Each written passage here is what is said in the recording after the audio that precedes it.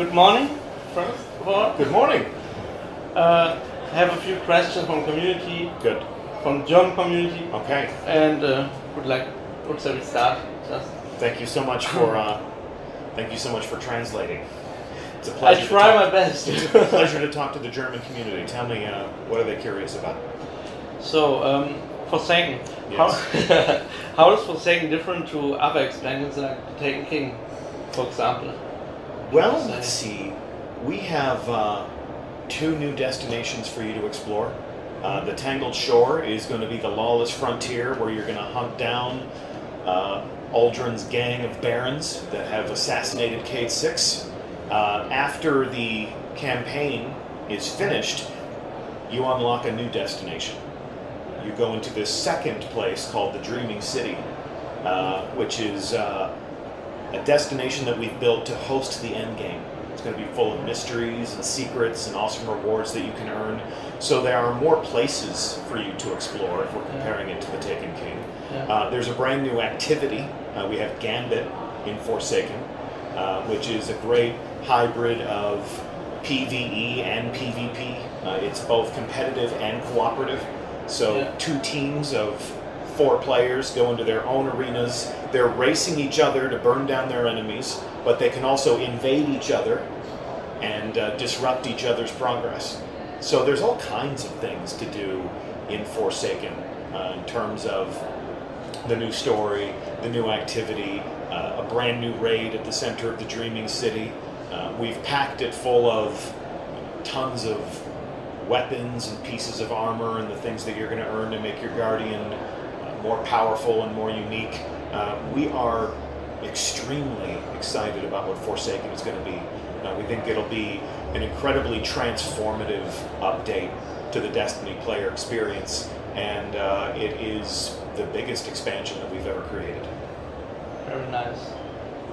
Talking about Gambit, can you tell us what's the backstory of Gambit and why have you combined PvE and PvP? It's new to Destiny. Yeah. Well, Gambit introduces you to a brand new character in the game by the name of the Drifter. You'll understand the Drifter and his motivations more over time, but this is a figure who has been out there in the solar system, who has come back to the city with this new game that he wants the Guardians to play. And combining PvE and PvP was a great way to take all of the things that make Destiny really special, all of the different reasons why people love to play Destiny, and combine them into one activity.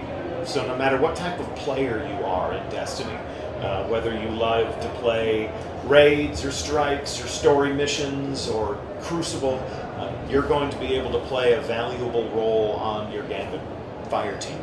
I love the idea of that friends list with that one person that's always in Crucible, but has never engaged the minions of the darkness, being invited over to be the designated invader on a Gambit team where everybody's sort of serving an important role in combat. Okay, nice. Is the story of the backstory of the Drifter included in the main story of Forsaken, or is it separate? It's separate.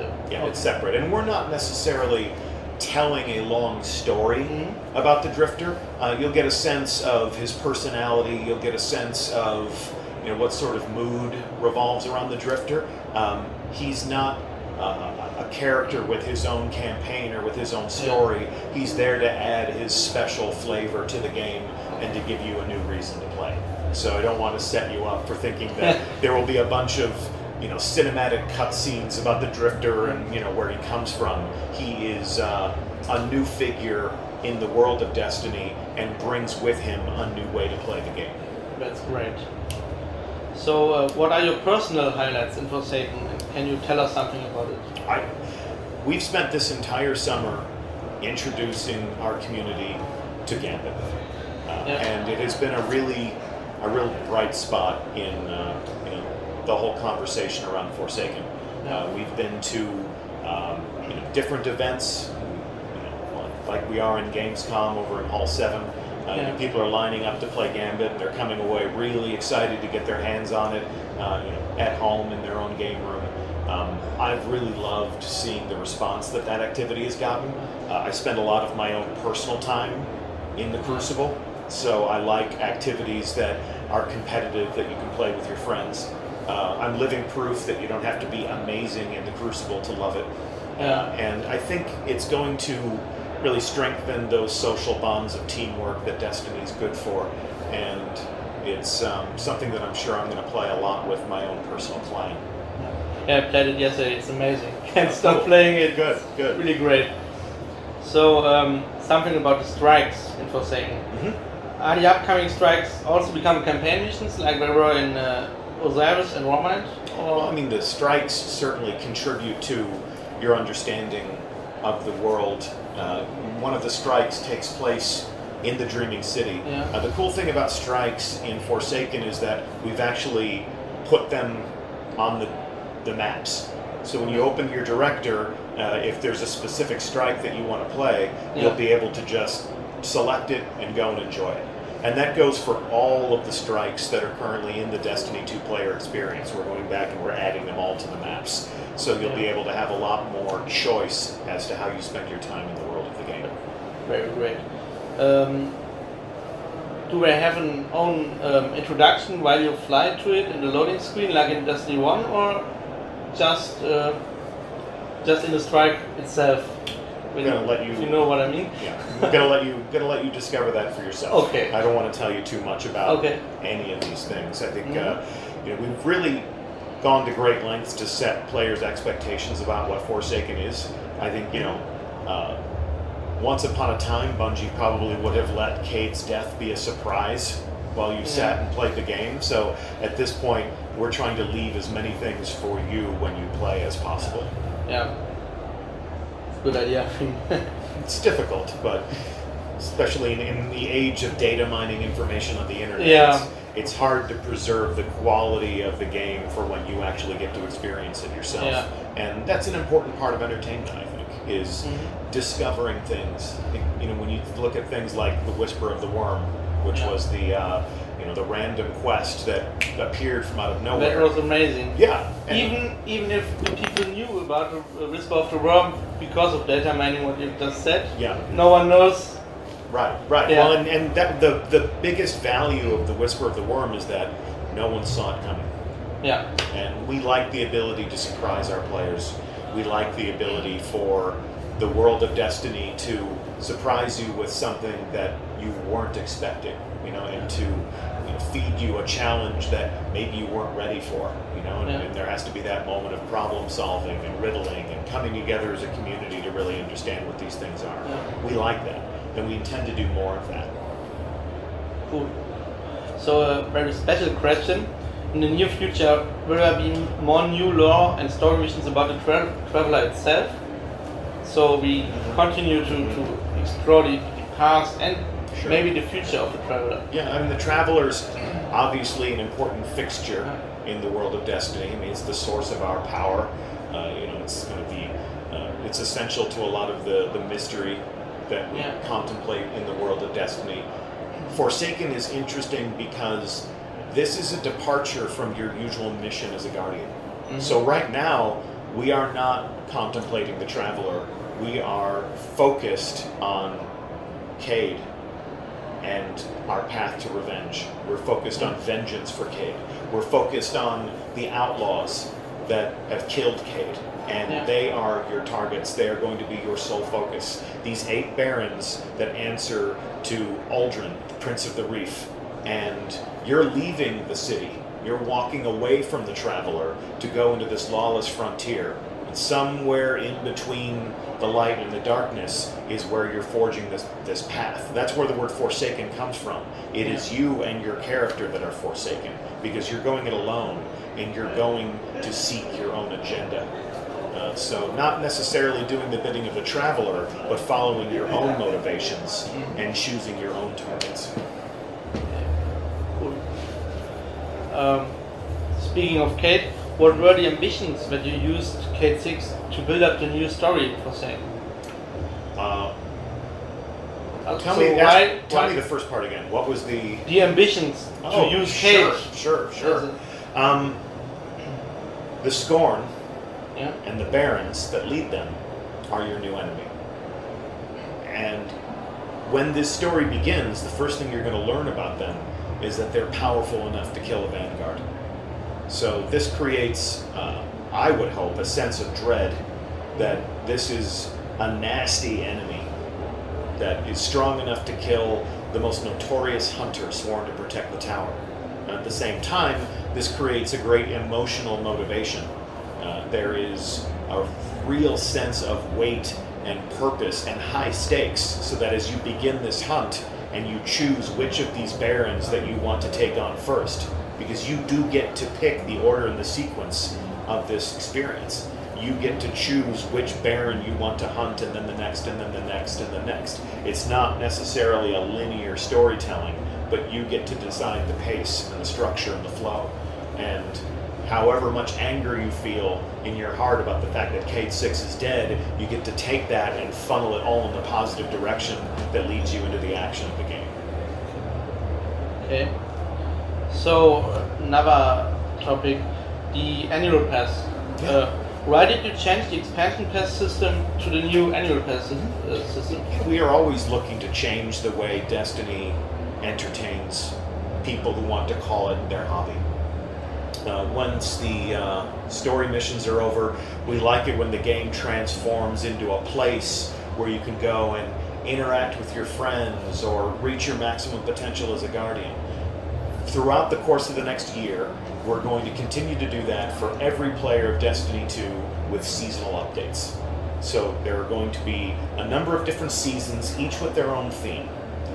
So all players of Destiny are going to be able to enjoy the gear refreshes, special events like Iron Banner, seasonal limited time events like Solstice of Heroes, and the updates that we add to the game, based on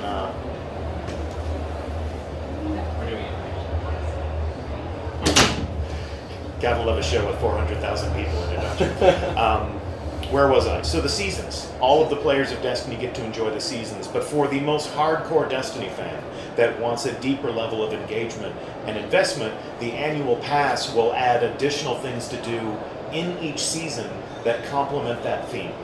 So, Season of the Outlaw begins with Forsaken. At the end of Season of the Outlaw, we move into Season of the Forge, and that's where you'll find Black Armory, which will be the first offering in the annual pass. And there will be 3. Obviously, we've talked about Black Armory, Joker's Wild, and Penumbra. And we'll tell you a lot more about what you can expect from those 3 offerings. We'll tell you more about the seasons and what themes they'll embrace. This is something that we will itemize out and give you more detail on before the launch of Forsaken. And right now, Dylan and Cosmo are back at Bungie right now, preparing a lot of that information for the blog. And once we're done here at GamesCom, stay tuned to Bungie.net because you'll learn a little bit more about those things.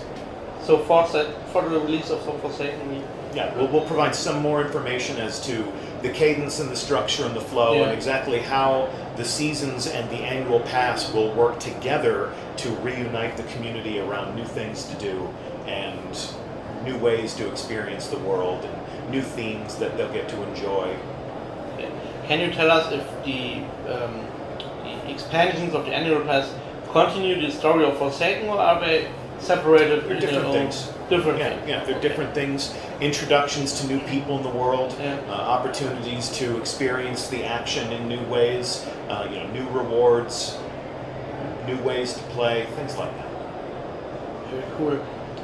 So, can you tell us, the lore community asked this, why don't we have Grimoire in Destiny anymore? Mm-hmm. What were your thoughts about this before release of Destiny 2 last year?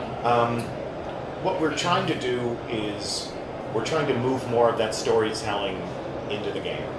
So, whereas before you were collecting Grimoire cards and then going to Bungie.net to read them, with the new collection system that's about to go online, I think the lore community is going to really enjoy adding those story elements into a system that you can go and access in the game. The Grimoire is the past. It was humanity's documentation of a history that they could barely understand.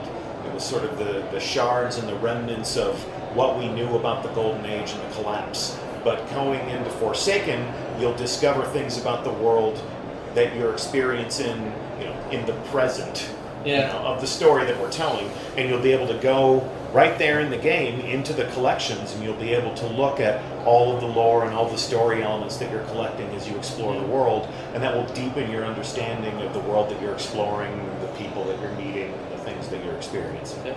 So in the new lore tab in the collection system, there aren't in there. It's the new things that you're discovering. Yeah. Thank you. So, like every big expansion, are there new trophies coming with Forsaken? Are there new what? New trophies. Trophies and achievements. Achievements. I think we've confirmed that. Yeah, we're not talking about trophies and achievements just yet. Okay. So I'll have to. I want to confirm that for certain, and then we'll put out that information. Okay. Thank you. The most important question: why did you remove sparrow horns? Why did we remove sparrow horns? It's a really big question in the German community. Yeah. Is it? Yeah. I know the German community has a flair for the automotive. My own personal automobile in the States is German, so I'm with you.